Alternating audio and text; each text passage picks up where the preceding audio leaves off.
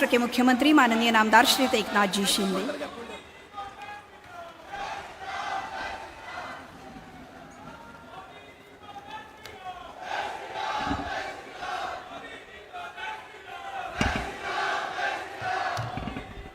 छत्रपति शिवाजी महाराज की जय भवानी, जय श्री राम, जय जय श्री राम।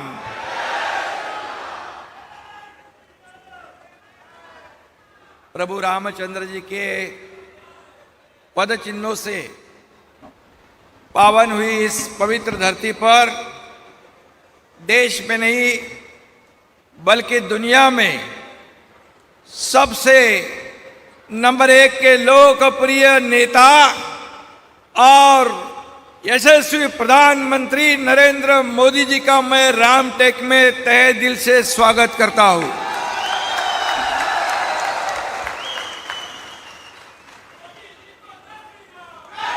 उपस्थित हमारे लोकप्रिय उप मुख्यमंत्री देवेंद्र जी हैं और केंद्रीय मंत्री आदरणीय हमारे नितिन गडकरी जी, प्रफुल्ल पटेल जी, रामदास आठवले जी, सभी मंच पर उपस्थित महानुभाव। समय कम है इसलिए मैं सबका नाम नहीं ले पा रहा हूं।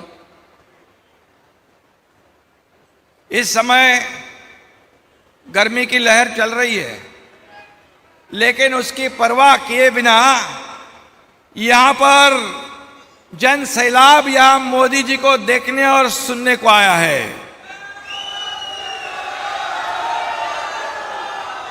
गर्मी से बड़ी मोदी प्रेम की लहर पूरे महाराष्ट्र में, पूरे देश में हमें दिखाई पड़ रही है।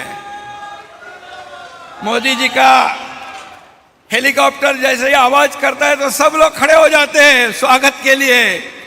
इतनी बड़ी लोकप्रियता इस महाराष्ट्र के जनता में आपके प्रति है और इसलिए मोदी मोदी मोदी ऐसी पूरे देश में ये जयकार सुनाई दे रही है। और वो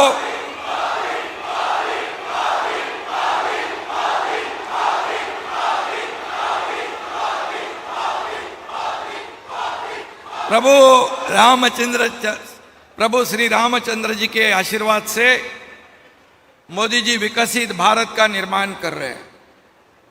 छत्रपति शिवाजी महाराज जी को अभिप्रेत सुराज्य निर्माण कर रहे हैं। इसलिए सिर्फ हर घर मोदी नहीं, अब मन मन मोदी है और ये पूरे देश में दिखाई पड़ रहा है। सत्ता की कुर्सी पे के लिए बौखला गया विरोधी पक्ष मोदी द्वेष से पीड़ित है, जिनका जीवन सिर्फ भ्रष्टाचार, घोटाले और रोकड़ा गिनने में बीत गया। उनको मोदी जी के ऊपर आरोप लगाने का कोई नैतिक अधिकार नहीं बचता है। और इसलिए मराठी में एक कहावत है की अंगात नाही बळ आणि चिमटा काढून पळ।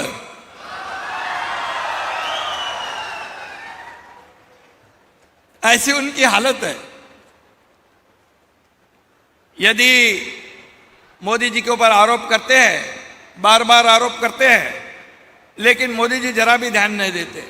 अगर वो जरा भी नजर घूम गई उनकी तो फेसबुक लाइव करने वाले का मुंह से फेस मतलब झाग निकल आएगी।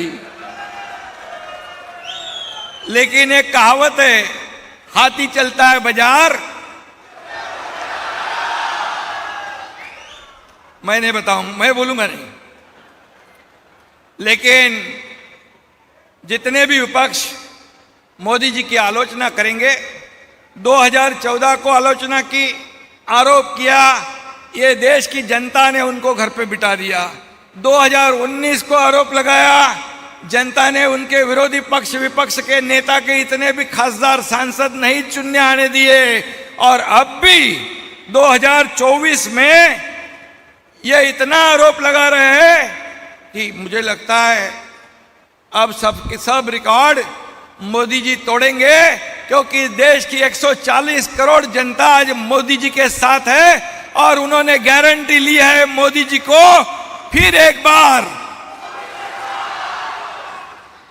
और इसलिए एनडीए के पास आत्मविश्वास है और इंडिया अलायंस के पास अहंकार है। तो आत्मविश्वास विजय की ओर ले जाता है और अहंकार विनाश की ओर ले जाता है। और इसलिए प्रभु रामचंद्र जी ने अहंकारी रावण का नाश किया था, यही रामटेक है, प्रति अयोध्या कहते हैं। और यहां पर इंडिया अलायंस के अहंकार की लंका देश की जनता जलाकर खाक कर देगी, यह ऐसा विश्वास और पूरा माहौल दुनिया देश पे है। और उनकी नीति ना नियत है, ना नीति है, ना निर्णय है। उनका एजेंडा है करप्शन फर्स्ट, लेकिन मोदी जी का एजेंडा है देश का विकास, देश की प्रगति और नेशन फर्स्ट। ये हमारे मोदी जी का एजेंडा है।